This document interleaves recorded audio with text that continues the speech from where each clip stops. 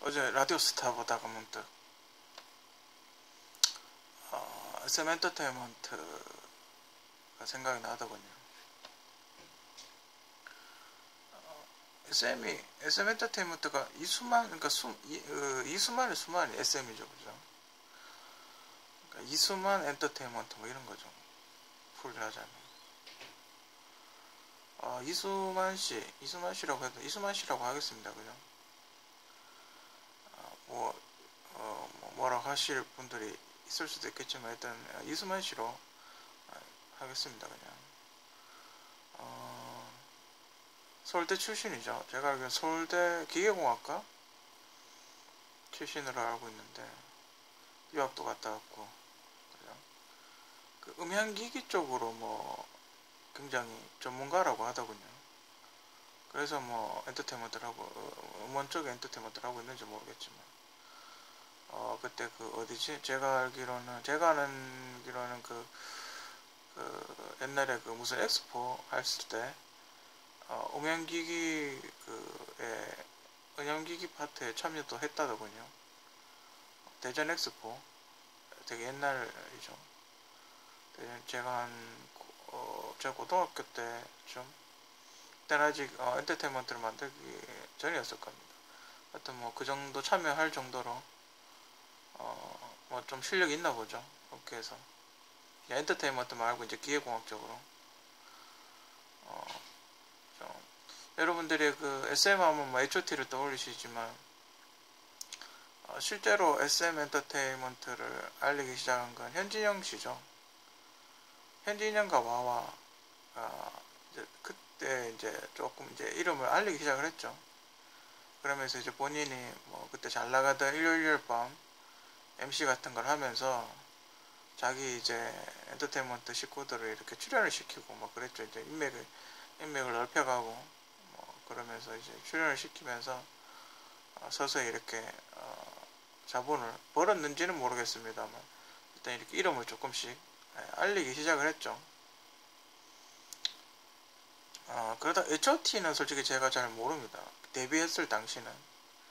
제가 그때 군대를 가 있었기 때문에 그때 101휴가인가 나오니까 옷 이상하게 입고 있는 약간 미친 애들 같은 애들이 방송에 나와서 막 이상한 춤추고 있더군요.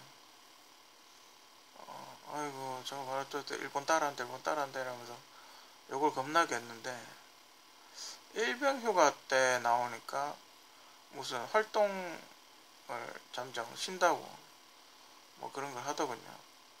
기자회견 비슷한 걸 하더군요. 까만 옷 입고 나와가지고 이제 이미 뭐 서태지가 이미 그 전에 많이 했었기 때문에 그런 시스템은 서태지가 이제 그때 은퇴를 하고 난 이후죠, 그죠? 많은 혜택을 본 거죠. 그의 어떤 서태지가 약간 닦아놓은 길을 이제 지나가는 거죠, 그죠?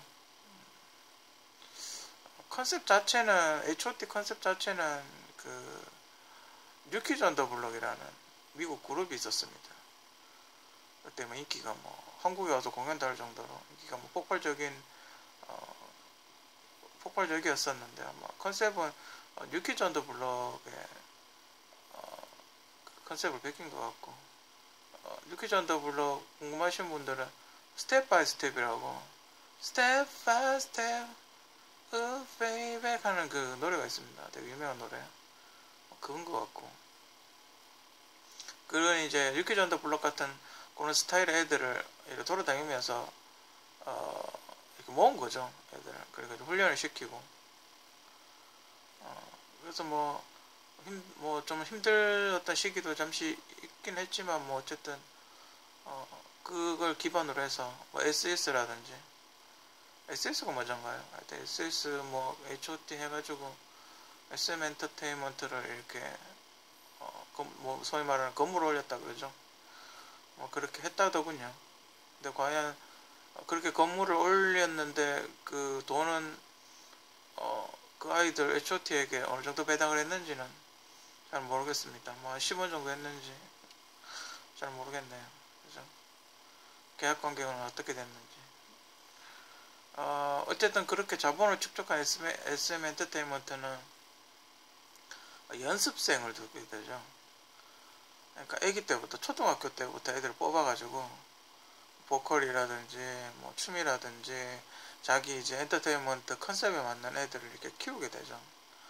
그리고 보통 SM 가고 떨어지면 뭐 JYP 가고 뭐 떨어지면 다른 데 가고 뭐 그렇게 이야기를 한다고 하더군요. 애들이 그 연예인들이 나와서 이야기를 하는 걸 봤을 때 그렇다는 거는 우리나라에서 그 연예인을 하려면 SM 엔터테인먼트 연습생 출신이라는 건 굉장히 큰 메리트가 있다는 거죠. 그죠? 어찌됐건 뭐 보장 성공과 보장이 50% 정도는 이제 어느 정도 된 뭐 그런 거라는 거죠. 그러면서 SM은 잠깐 힘든 시기를 보내죠. 그러면서 보아를 국내에서 인기가 별로 없는 보아를 일본으로 보내죠. 그죠? 너무 반응이 없어서 일본 현지화를 시켜서 일본 말을 가르치고 해가지고 일본에서 이제 보아가 대박을 터뜨리면서 일본하고 한국하고 환율 10배 차이가 나니까 거기서 벌어들이는 수익이 이제 어마어마하게 들어오게 유입이 되는 거죠. 그러면서 하는 게 일본의 그 스타일을 한국으로 갖고 와서 하게 되죠. 그러니까 일본에서 수익이 막 엄청나게 들어오니까 야, 이거 일본을 들고 파야 되겠다, 공략을 해야 되겠다라는 생각이 들었나 보죠. 그래서 일본하고 뭐 이렇게 일본 지금 SM 엔터테인먼트 주식의 꽤 많은 양을 일본 엔터테인먼트 회사가 갖고 있다고 그렇게 알고 있는데 그렇게 되면서 지금 뭐 K-pop 뭐 이야기는 하지만 일본의 어떤 스타일, 일본 연예인들의 스타일을 많이 가지고 옵니다. 일본 문화. 그러면서 일본 문화를 한국에 이렇게 뿌리게 되죠. 그러니까 뭐 약간 순화시킨다 그러나. 그러면서 중국도 가게 되고 그러면서 일본의 어떤 노래 스타일, 일본의 어떤 엔터테인먼트적인 스타일을 중국과 한국에 뿌리고 다니죠. 중국은 일본에 대해서 거부감이 굉장히 강하니까. 물론 뭐 그 사람들 일본 노래 듣긴 하겠죠. 듣긴 하겠지만 그 예전 그 전쟁 때문에 거부감이 되게 강하기 때문에 일본 문화를 한국 애들한테 덮어 씌워서 중국으로 가서 엔터테인먼트를 하는 거죠. 나중에 혹시라도 자기 문화를 이렇게 할 수 있게 약간 거부감 없이 수용할 수 있도록 하기 위해서 전초적인 좀 전초기지 역할을 하고 있는 거죠. 탈세 이야기는 그때 당시 서세원 씨 원로 개그맨 좀 뭐 하시는지 모르겠는데 얼마 전에 뭐 이상한 사건 하나 있었죠. 서세원 씨가 또 엔터테인먼트를 하고 있었는데 영화사인가 그 조폭만노라 영화사 그걸 제작을 했었죠. 그래서 대박이 나가지고 되게 이렇게 컸었는데 그 서세원 씨 영화사랑 SM이랑 이렇게 그걸 하게 되죠. 탈세 혐의로 걸리게 되죠. 그래서 한동안 좀 고생을 합니다. 그러면서 이제 이수만 씨는 이제 이선으로 물러나고 전문 CEO가 들어오게 되죠. 그래도 뭐 영향력은 하니까 잘못하다가 이제 본인이 이제 형사처벌을 받을 수 있기 때문에 이제 CEO를 다른 사람을 하죠. 그래도 뭐 이렇게 입김이 장난 아니죠, 그죠? 아니라고 하더라도 물론 이선에서 물러났다 하더라도 이수만 씨 입김은 뭐 전체적으로 그룹 내를 SM 엔터테인먼트를 지배를 하고 있죠.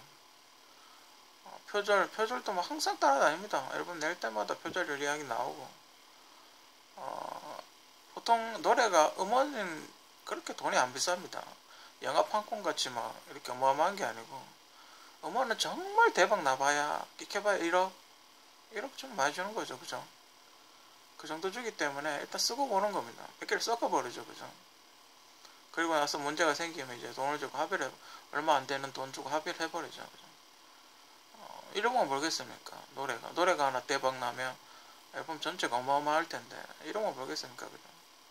그래가지고 애들은 방 띄워놓고 뒤로 이렇게 뭐 소송하가 이러면 좀 잡음 나오고 이러니까 그냥 합의를 해버리죠. 그죠? 그건 거기 그 저작권 협회 가면 우선 합의라고 이렇게 밑에 적혀 있답니다. 합의를 본 거면 합의를 본 음원이면 합의를 봤다고 이렇게 적혀 있답니다. 굉장히 많죠. JYP도 꽤 되는 걸로 아는데. 어두운 미래. 좀 어둡죠. 미래가 좀. 합병, 다른, 이제, 약간, 다른 이렇게 뭐랄까, 영세한 엔터테인먼트들과 이렇게 옛날에 그 사이더스처럼 합병을 해서 몸집을 이렇게 지금 엄청나게 몸집이 불러 커졌죠. 뭐, 다른 분야도 많이 하고 있고. 하지만, 미래는 어둡죠, 지금. 후속타가 안 나오니까. 그죠? 옛날 애들 지금 뭐, 슈즈도 거의 뭐, 다 나가버리고. 소녀시대도 뭐, 지금 소녀시대 정도만 메인으로 있고, 거의 뭐, 출전 활동도 안 하고 있고, 그죠? 또, 뭐, 누구죠? 엑소? 뭐, 엑소가 얼마나 인기 있는지는, 제가 아재라서 잘 모르겠지만, 엑소 정도? 엑소하고 여자는 소녀시대, 남자는 엑소 정도, 그죠? 그 정도죠. 이유 없죠, 그죠? 그 정도 가지고 이 큰 엔터테인먼트 굴러갈지는 조금 의문입니다. 경비 빼고 못 빼고 하면.